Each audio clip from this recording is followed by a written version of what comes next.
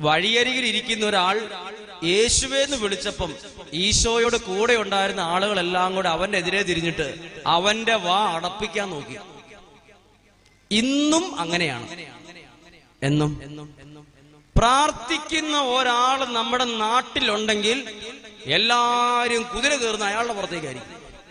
എല്ലാം കളിച്ച് കെണിച്ച് അവന്റെ തലയിൽ വെക്കും. നമ്മുടെ എല്ലാം പരിശ്രമം അയാളുടെ പ്രാർത്ഥന എങ്ങനെ ഇല്ലാതാക്കാം, അയാളെ എങ്ങനെ ശാസിക്കാം. ഇതുപോലെ ചിന്തിച്ച ഒരു കൂട്ടം ആളുകൾ അവിടെ ഉണ്ടായിരുന്നു. അവർ ചോദിക്കണം, മിണ്ടാതിരിക്കാൻ പറഞ്ഞു അവരോട്. ഇവർക്ക് എന്നാ ഛേദം? അയാൾ അവരെ അല്ലല്ലോ വിളിച്ചത്, യേശുവിനെ അല്ല വിളിച്ചത്. ഇനി എന്നെ സ്വാധീനിച്ചൊരു കാര്യം പറയട്ടെ. ഈശോ ഒരിക്കൽ പോലും പറഞ്ഞില്ല മിണ്ടാതിരിക്കടാ അവിടെ, നീ എന്തിനാ ഒച്ച വെക്കുന്നേ. ഈശോ പറഞ്ഞില്ല. ഈശോയുടെ കൂടെ ഉണ്ടായിരുന്ന ആൾക്കാരെ പറഞ്ഞുള്ളൂ.